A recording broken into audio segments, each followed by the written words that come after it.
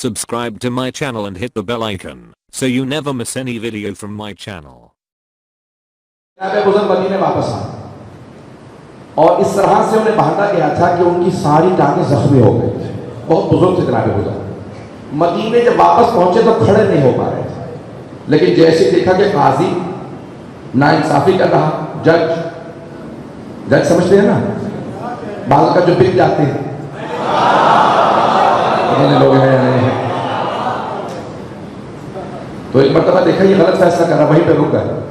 कहा ये गलत फैसला, कहा तुम रोकने वाले कौन हो? कहा मैं सहाबी रसूल। तुम तो सहाबा के दम भरते हो, मैं सहाबी हूं, फैसला गलत है।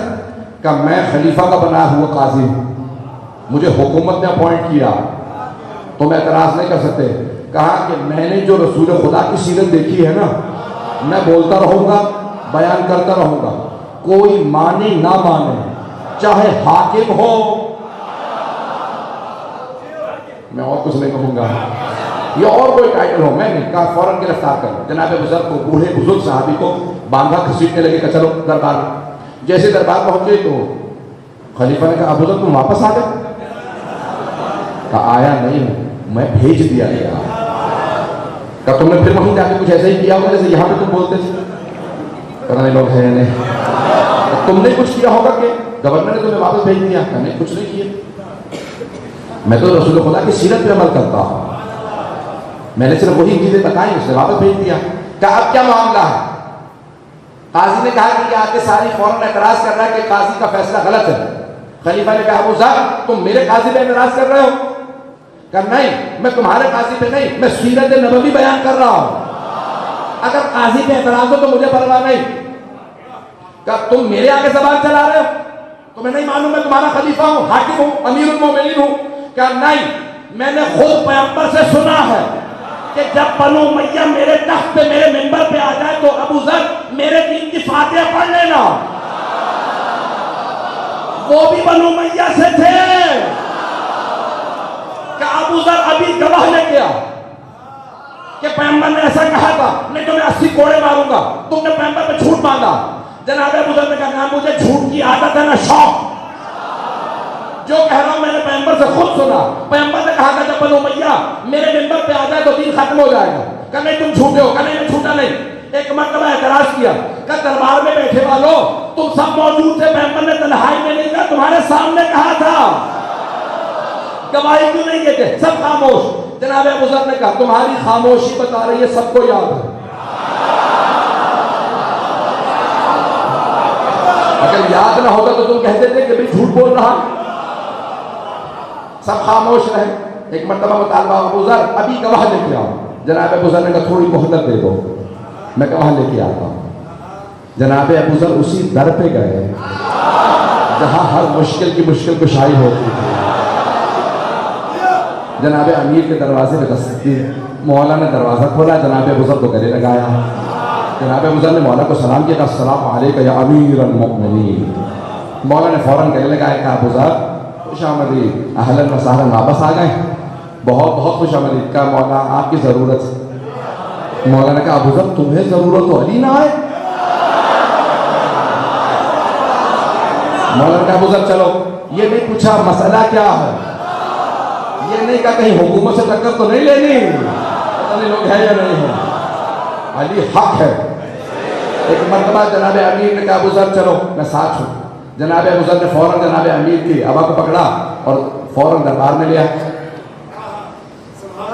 दरबार ही कहूँगा। मौला ने आने के बाद कहा, जैसे ही खलीफा ने देखा कि यार ये आप क्यों आए? कहा गवाही देने आया हूँ, अबू ज़र सच्चा। अब आधे से ज़्यादा मजमा मेरे साथ नहीं है इस वक्त। जैसे जनाब अमीर ने कहा ना अबू ज़र सच्चा है, तो खलीफा ने कहा या अली आपने इंसाफ नहीं किया, पैगंबर ने कहा है कि पहले दोनों की बात सुनो फिर फैसला करो। आपने अबू ज़र की सुन के फैसला कर दिया, मुझसे तो पूछने बात क्या? मौला ने कहा सुनी मैंने अबू ज़र की भी नहीं है।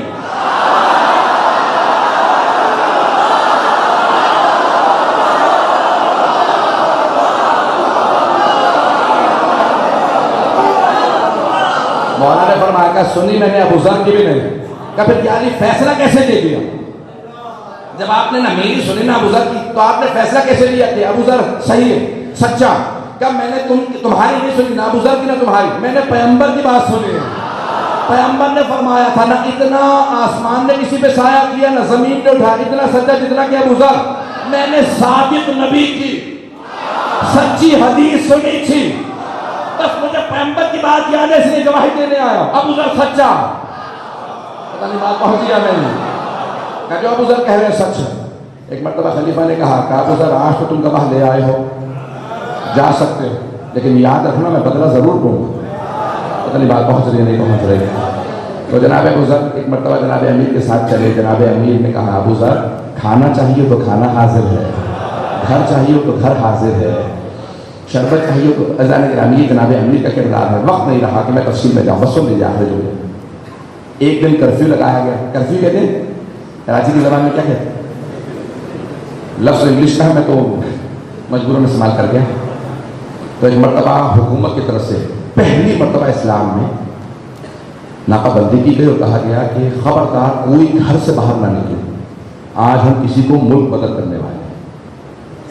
حکومت کی طرف سے آرڈر آیا کہ ابو ذر کا سارا سامان سڑک پہ پھینک، ان کے گھر کے جانوروں کو بھی سڑک پہ پھینک دو، اگر گھر میں کوئی پرندہ بھی ہے نا، مرغیاں ہیں جیسے اس زمانے میں عام تھا پالی، کبوتر سب اٹھا کے سڑک پہ پھینک۔ ابو ذر مدینہ خالی کرنا، آج کے بعد مدینہ نہ آئے، اور پابندی ہے خبردار کوئی ابو ذر سے ملنے نہیں آ سکتا، کوئی ملنے نہ آئے۔ جناب ابو ذر کے ایک بیٹے تھے، نام تھا ذر، اس لیے کہتے تھے ابو ذر۔ ایک بیٹی تھی زوجہ۔ جب سڑک پہ سامان پھینکا تو جناب امیر آئے، پتہ نہیں لوگ ہیں یا نہیں ہیں، جو پابندیوں میں ساتھ دے اسے علی کہتے ہیں۔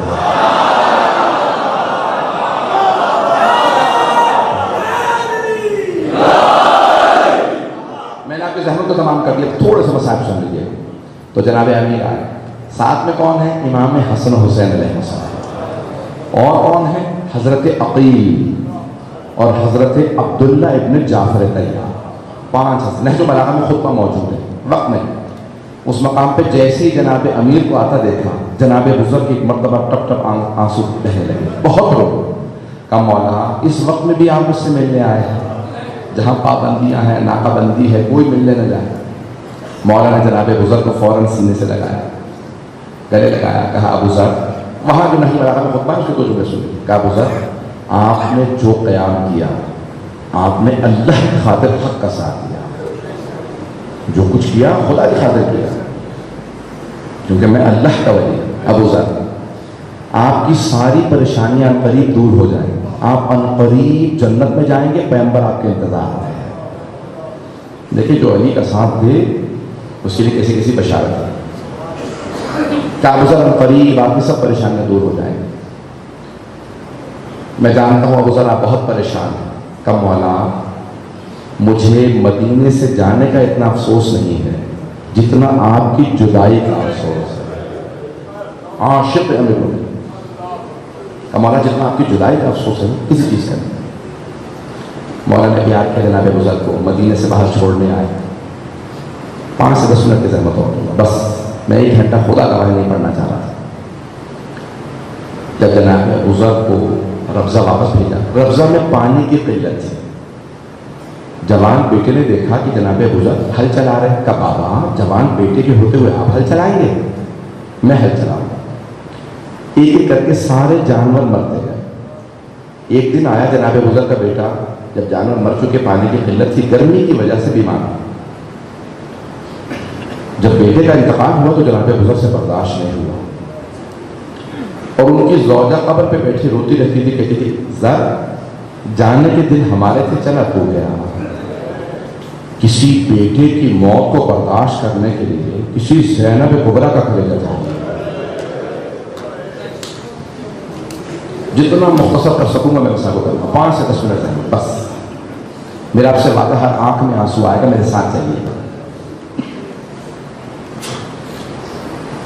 جناب ابو ذر نے جناب اپنے بیٹے کی قبر پہ جملہ کہا۔ چھٹے امام فرماتے ہیں کہ اللہ نے ان کے بیٹے کو وہ مقام عطا کیا کہ جو کوئی سوچ بھی نہیں سکتا۔ کس جملے پہ؟ غور سے سنیے گا جملہ، بہت بڑا جملہ۔ जनाब अबू ज़र ने कहा परवरदिगारा खुद बेटे को दफनाया, और कोई था ना, बेटे को दफनाना बड़ा मुश्किल काम है। उसने कफन दिया, दफनाया। एक जुमला कहा परवरदिगारा इसने कुछ तेरे हुकूक अदा करने थे, कुछ मेरे। परवरदिगारा मैं बाप हूँ, मैं खुद इकरार कर रहा हूँ मेरे बेटे ज़र ने मेरे हुकूक अदा करने में कोताहियाँ की हैं, सारे हक अदा नहीं कर सका। तो परवरदिगारा मैं समझ सकता हूँ इसमें तेरे हुकूक अदा करने में भी कोताहियाँ की होंगी, मासूम तो नहीं। परवरदिगारा मैं मखलूक हूँ, मैंने अपने सारे हक इसे माफ़ कर दिए। परवरदिगारा तू खालिक है, तू भी मेरे बेटे को सारे हक माफ़ कर दे।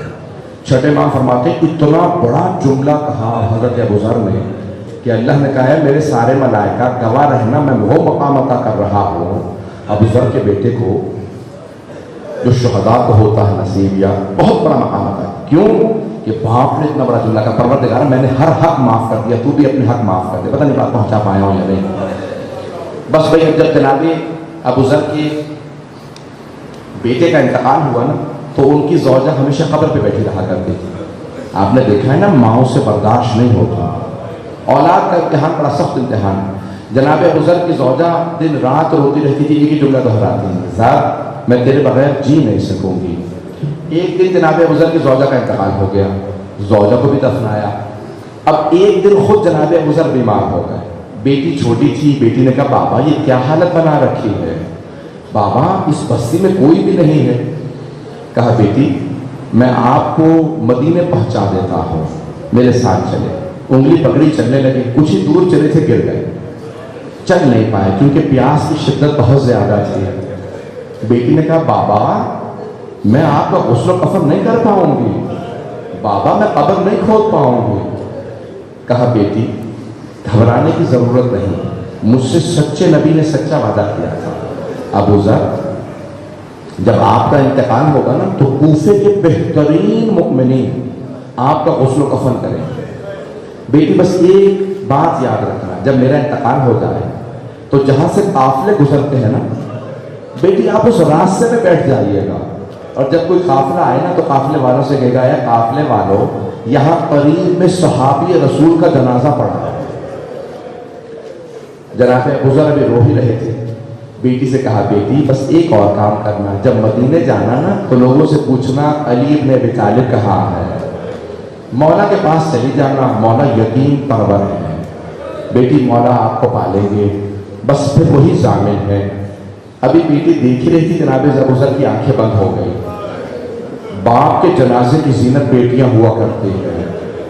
बेटी ने रोना शुरू किया, बहुत रोई बहुत रोई। अगर देख सके वीडियो देखिएगा, जनाब अबू ज़र की बेटी ने कपड़ा लिया और कपड़ा खोलने के बाद जनाब अबू ज़र के चेहरे पे रख दिया। जानते हैं क्यों? कहीं धूप चेहरे पे ना आते रहे। एक मर्तबा कपड़ा रखा और अपने आंसुओं को साफ किया, रोती हुई उठी, और एक मर्तबा जहाँ से काफिले गुजरते थे उस रास्ते में बैठ गई, रो रही थी बैठी हुई कि हाय मैं यतीम हो गई। इतने में देखा काफिला आ रहा है, कहा काफिले वालों रुक जाओ, यहाँ करीब में सहाबी रसूल का जनाजा पड़ा। काफिला रुका। पहली जो हस्ती बाहर आए थे हजरत मालिक अशतर, पता नहीं लोग हैं या नहीं, हजरत मालिक अशतर। दूसरे हजरत अब्दुल्लाह इब्न मसूद, बड़े बड़े जलीलुल क़द्र सहाबा रसूल अमीरुल मोमिनीन के साथ बाहर आए। कहा किसका जनाजा पड़ा है? कहा अबू ज़र ग़फ़ारी का। सब बुलंद आवाज से रोने लगे, अरे सहाबी रसूल का जनाजा पड़ा है और किसी ने गुस्ल कफन नहीं किया। सब आए, आपस में लड़ाई होने लगी। एक ने कहा मुझे गुस्ल देने दो, दूसरे ने कहा नहीं हट जाओ मैं गुस्ल दूंगा। कोई कहता कफन मुझसे दिलवा दो, एक ने कहा कपड़ा मेरे से ले लो। मुझे नहीं मालूम मैं बात पहुंचा पा रहा हूँ या नहीं। सारे रो रहे हैं, अरे सहाबी रसूल को मैं गुस्ल दूंगा, सहाबी रसूल को मैं कफन दूंगा, अरे सहाबी रसूल को मेरा कपड़ा कफन भी दे दो। आखिर में फैसला हुआ मालिक अशतर से कपड़ा खरीद लो, सारे के सारे हिस्सा डालते हैं। दफनाया। कहा बेटी हमारे साथ मदीने चलो। अब मैं हाथ जोड़ के कहूंगा मेरी तरफ देखिएगा, इस बच्ची को हटा दो और एक और बच्ची को वहां बिठा दो। वो बच्ची रो रो के कह रही है, ओ मुसलमानों सहाबी रसूल का नहीं नवासा रसूल का जनाजा पड़ा है, कोई दफनाने वाला नहीं। अजरकुम अल्लाह, अजरकुम अल्लाह। वो बीबी रो रो के कह रही हो मुसलमानों ये तुम्हारे नबी का नवासा, کوئی دفنانے والا نہیں، مولا کا جنازہ پڑا رہا، 3 دن تک کوئی دفنانے نہیں آیا۔ سوئم کے 2 جملے سن لیجیے گا بس۔ جب تیسرا دن آیا نا، بنی اسد کی خواتین پانی بھرنے کے لیے گھر سے نکلے، جیسے گھر سے باہر نکلے تو ایک مرتبہ ساری خواتین نے جملہ سنا، کوئی بی بی رو رو کے کہہ رہی، ہائے میں نے چکیاں پیس کے پالا تھا، کسی نے میرے بیٹے کو غسل نہیں دیا، ہائے میرا اللہ تیرا جنازہ دھوپ میں پڑا۔ بنی اسد کی خواتین نے پانی نہیں بھرا، گھر چلی گئے۔ ایک مرتبہ گھر جانے کے بعد کہا ہے، بنی اسد کے مردوں، روز قیامت رسول خدا کو کیا منہ دکھاؤ گے؟ وہاں نواسہ رسول کا جنازہ پڑا ہے۔ بنی اسد کے مردوں نے کہا، ہمیں عبید اللہ ابن زیاد سے بہت ڈر لگتا ہے، اس نے کہا کہ حسین کو اگر کوئی دفنائے گا میں سزا دوں گا۔ خواتین نے کہا پھر ہمیں اجازت دے دو، ہم حسین کو دفنا دیتے ہیں۔ مولا آپ کتنے غریب ہیں، خواتین آپ پہ غیرت کھا رہی ہے۔ خواتین کہتی ہیں ہم حسین کو دفنا دیں گے، ہمیں اجازت دو۔ مردوں نے کہا نہیں تم رک جاؤ، ہم جاتے ہیں۔ جیسے ہی سارے مرد آئے، دیکھا کسی لاشے کا سر نہیں ہے، یہ نہیں پتا تھا کون سا باپ کا لاشا ہے، کون سا بیٹے کا لاشا ہے۔ بس بھئی 2 سے 4 منٹ کی زحمت دوں گا، میں تفصیل سے نہیں پڑھوں گا، اگر دیکھ سکے تو دیکھیے گا، نہیں تو سب آنکھیں بند کر کے ذرا کچھ دیر کے لیے میرے ساتھ کربلا چلیں۔ ایک مرتبہ وہ سارے متحیر و پریشان کھڑے تھے، کون سا لاشا کس کا ہے، کیسے دفنائیں، کہاں دفنائیں۔ اتنے میں دیکھا کوفے کی جانب سے ایک جوان آ رہا ہے۔ جوان سارے لاشوں کے درمیان سے گزرتا ہوا ایک لاشے کے پاس آ کے کھڑا ہو گیا، رو رو کے کہنے لگا، بابا آپ کے بعد میری پھپھیوں کی چادریں چھینی گئی، بابا میری چھوٹی سی بہن کو تماچے لگے، بابا سکینہ کی بالیاں چھینی گئی، بابا میرے گلے میں توق پہنایا گیا، بابا مجھے زنجیریں پہنائی گئی، بابا میرے پاؤں میں بیڑیاں ڈالی، بابا میری پھپھیاں جب کوفے کے بازار پہنچی لوگوں نے پھپھیوں کو پتھر مارے، وہ فوجی میری پھپھیوں کو تازیانے مارتے تھے۔ مولا نے ایک مرتبہ بیان شروع کیے، بنی اسد کے سارے مرد دیکھ رہے تھے، رو رہے تھے۔ کہا قیدی آپ کون ہے؟ کہا میں ایک ایک لاشے کا نام بتاتا جاتا ہوں، دفناتے جاؤ، اگر دیکھ سکے تو دیکھیے گا۔ مولا نے اشارہ کیا کہ یہ لاشا حبیب کا ہے۔ بنی اسد نے کہا قیدی یہ ہمارے قبیلے کے سردار تھے، اگر آپ اجازت دیں ہم انہیں الگ دفنا دیں۔ کہا اجازت ہے۔ انہوں نے الگ سے سامنے دفنایا۔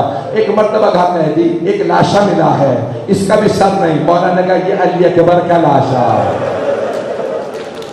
کہ اس لاشے کو میرے بابا کے ساتھ دفنانا، میرے بابا کو میرے بھائی سے بڑی محبت تھی۔ ایک مرتبہ ایک آدمی آیا چھوٹا سا لاشا لے کے، کہ قیدی ایک بچے کا لاشا ملا ہے۔ مولا سجاد نے کہا یہ علی اصغر کا لاشا ہے، کہ یہ لاشا مجھے دے دو۔ اتنے میں سارے لاشے بلاتے رہے۔ ایک مرتبہ کچھ لوگ آئے، کہا قیدی ایک لاشا فرات کے کنارے پڑا ہے، اس لاشے کا نہ سر ہے نہ بازو ہے، اس لاشے پہ اتنے گرد مارے گئے ہیں کہ اس لاشے کے سارے اعضاء ٹوٹ چکے ہیں۔ قیدی جب ہم وہ لاشا اٹھانے کی کوشش کرتے ہیں نا تو کوئی نہ کوئی عضو ٹوٹ جاتا ہے۔ قیدی وہ لاشا اٹھایا نہیں جا رہا۔ مولا سجاد رونے لگے گا وہ لاشا وہیں دفنا دو، وہ لاشا میرے چچا عباس کا لاشا۔ اجرکم اللہ کا وہ لاشا میرے چچا عباس کا ہے۔ بس بھائی میں تمام کر دیتا۔ ایک مرتبہ مولا سجاد نے کہا مجھے بنی اسد کے لوگوں مجھے چٹائی لا دو۔ انہوں نے چٹائی لا کے دی، مولا نے چٹائی بچھائی، ایک لاشا رکھا، کہا بنی اسد کے مردوں ذرا دور چلے جاؤ۔ کہا مولا کیوں دور چلے جائیں؟ کہا امام کو صرف امام دفنا سکتا ہے۔ کہ بنی اسد کے مردوں دور چلے جاؤ۔ کہا آپ نے چٹائی کیوں منگوائی؟ کہا کیونکہ میرے بابا کے لاشے پہ گھوڑے دوڑائے گئے تھے، میں اپنے بابا کے اعضاء کو جمع کروں گا۔ مولا سجاد نے اعضاء کو جمع کر کے چٹائی پہ رکھا۔ آخری جملے سن لیجیے، اگر دیکھ سکے تو دیکھیے گا۔ جب سارے اعضاء کو جمع کیا مولا سجاد نے، ایک مرتبہ مدینے کا رخ کیا، کہا یا جدہ یا رسول اللہ، اے میرے جد رسول خدا میری مدد کیجئے، میں لاشا دفنانا چاہتا ہوں۔ پھر میں نف کا رخ کیا، کہا اے میرے دادا علی مرتضی میری مدد کیجئے۔ پھر جنت البقیع کا رخ کیا، کہا اے میرے چچا حسن مجتبیٰ میری مدد کیجئے۔ بس بھائی میں نے تمام کر دیا۔ ایک مرتبہ مولا سجاد قبر میں اترے، کٹے ہوئے گلے کے نیچے رسول عربی نے ہاتھ رکھے، ٹوٹی ہوئی پسلیوں کے نیچے علی مرتضیٰ نے ہاتھوں کو رکھا، قدموں کے نیچے حسن مجتبیٰ نے۔ ایک مرتبہ لاشا اٹھایا، مولا سجاد نے کہا مجھے لاشا دے دیجئے۔ جیسے ہی مولا سجاد لاشا لینے لگے، ایک بی بی پاس کھڑی تھی، کہا سجاد لاشا آرام سے لینا، میرا لال بڑا زخموں سے چور چور ہے۔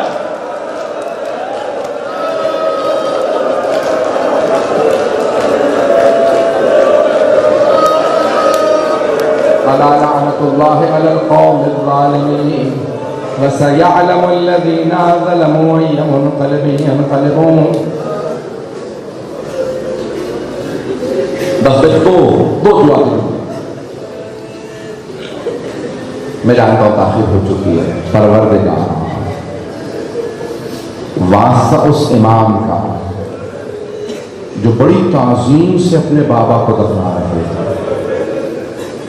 زیارت ناحیہ میں امام زمانہ کہتے ہیں السلام علی الابدان دفن بلا اکفان، سلام ان جسموں پہ جنہیں بغیر کفن کے دفنایا گیا۔ پھر مولا کہتے ہیں شہداء کے لیے کفن نہیں، وہاں پہ ویسے بھی کفن نہیں تھا، پتہ نہیں میں جملے پہنچا پا رہا ہوں یا نہیں۔ مولا پھر کہتے ہیں سلام ہو میرا ان لاشوں پہ جو دھوپ میں پڑے رہے، پھر کہتے ہیں میرا سلام ہو ان سروں پہ جو نیزوں پہ بلند تھے۔